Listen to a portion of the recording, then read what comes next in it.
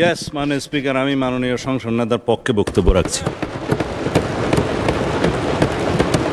মাননীয় সংসদ নেতা সর্বশেষে বক্তব্য রাখবেন কিনা সেটা তার প্রিরোগেটিভ, কেউ ডিকটেট করতে পারে না, এটাই বিধি। মাননীয় স্পিকার, বিসমিল্লাহির রহমানির রহিম। মাননীয় স্বরাষ্ট্রমন্ত্রী, আপনার সময় 40 মিনিট। আমি কেন বলছি, আমি বলবো 40 মিনিটে শেষ করবেন।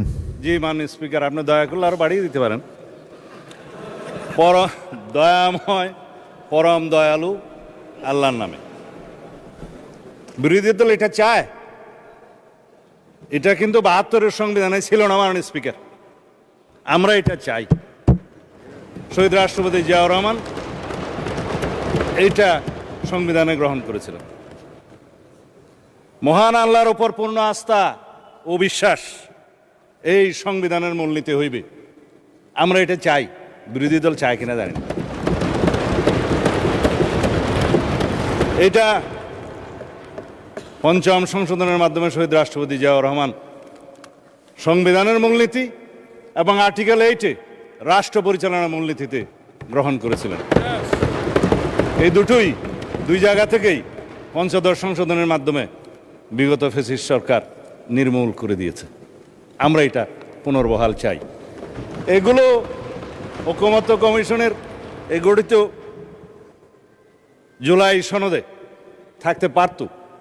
কোনো রাজনৈতিক দলের আপত্তি ছিল, তারা রাখেন। এই জন্যেই আমি আমার পরের বক্তব্য বলবো, এখানে আসছি বিরোধী দল সংস্কার চায়, সংবিধানের সংশোধনী চায় না। পুনর্লিখিত সংবিধান কেউ চেয়েছিল, যারা বিদেশ থেকে আমদানি হয়েছিল বিভিন্ন সংস্কার প্রস্তাব সহকারে।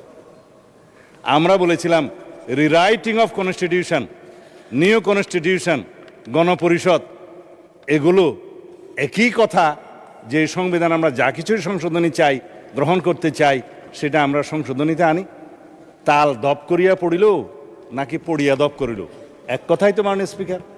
সংশোধনীতে আমরা চাই। এখন প্রস্তাবনার মধ্যে অনেকে প্রস্তাব করেছিলেন সংবিধানের প্রস্তাবনায় যে ৭১ এবং ২৪-কে বরাবর করে আমরা প্রস্তাবনায় নিয়ে আসি। মাননীয় স্পিকার, বাংলাদেশের জনগণের এদেশের সর্বশ্রেষ্ঠ অর্জন হচ্ছে বাংলাদেশের স্বাধীনতা। ৭১-এর সাথে আর কোনো কিছুর তুলনা চলে না।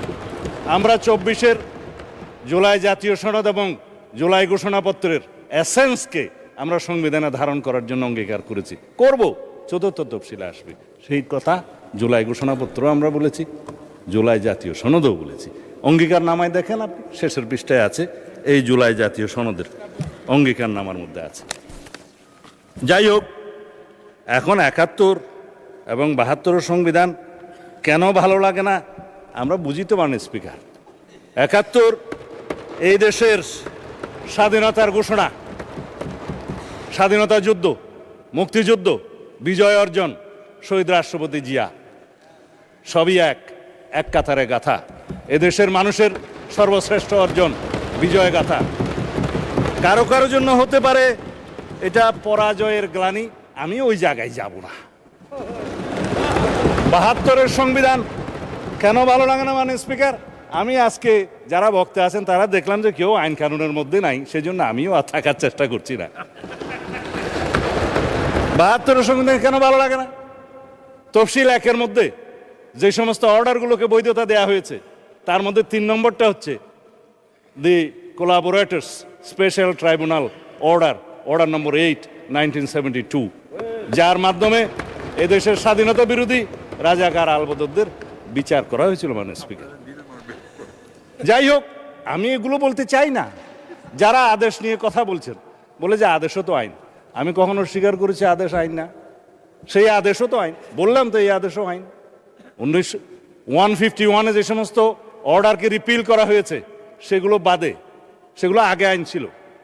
তারপরে যেগুলো কন্টেইন করা হয়েছে তফসিল ১-এ, সেগুলো সিরিয়াল বাই বললাম প্রায় ২৭টার মতো আছে। ৩ নম্বরের কথা তো বললামই।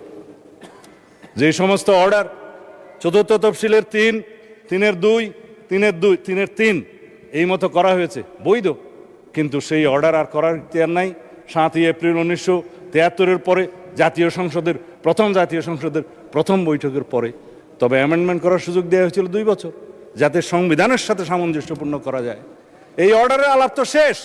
সেই বক্তৃতা গতবারে দেওয়ার পরে আমি মনে করেছিলাম জাতির সামনে পরিষ্কার, বিরোধী দলীয় নেতৃবৃন্দের কাছে পরিষ্কার হবে যে এই লেজিসলেটিভ ফ্রড, যেটা কালারেবল অর্ডার, সেটা নিয়ে আর কোনোদিন কোনো বিতর্ক হবে না। যেটা রাষ্ট্রপতি করেছেন, জুলাই জাতীয় সনদ উইদিন ব্র্যাকেট সংবিধান সংস্কার আদেশ, বাস্তবায়ন আদেশ 2025, এটা নিয়ে আর কোনোদিন কোনো বিতর্ক উঠবে না মনে করেছিলাম। আজকে আমি কনসেন্ট্রেশন দিতে চেয়েছিলাম অনলি জুলাই জাতীয় সনদ, যেটা ঐতিহাসিকভাবে স্বাক্ষরিত হয়েছে, সেটা কিভাবে বাস্তবায়ন করা যায় তার পদ্ধতি নির্ধারণ করি, চলুন সেই বিষয়ে আমরা আলোচনা করি। প্রস্তাব দিয়েছিলাম যে সংবিধান সংশোধন সংক্রান্ত একটা বিশেষ কমিটি, সংসদীয় কমিটি গঠন করা হোক, সবাইকে নিয়ে যারা এখানে রিপ্রেজেন্ট করছে জাতীয় সংসদে এবং স্বতন্ত্র সদস্য সহ। সেই বিষয়ে তারা মনোযোগ দিলেই পারতেন। আজকে অবশ্য মাননীয় বিরোধী দলীয় নেতার আমি মনোযোগ দিয়েই শুনেছি ওনার কথা। তাতে উনি বলেছেন সরকারি দল বিরোধী দল মিলেমিশে এক কাজ করব, রাস্তা খুঁজে বের করুন সংবিধান সংশোধন এবং আইন প্রণয়নের জন্য।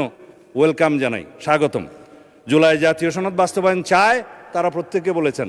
অর্ডারের কথা নিয়ে বলে যে গণভোট অর্ডার, এটার কি হবে সেটাও আলোচনা করব আমরা, যদি সংবিধান সংশোধনী কমিটি বিশেষ কমিটি গঠন করা হয় সেখানে। চলুন এখানে মিলেমিশে আমরা আলোচনা করে বের করি।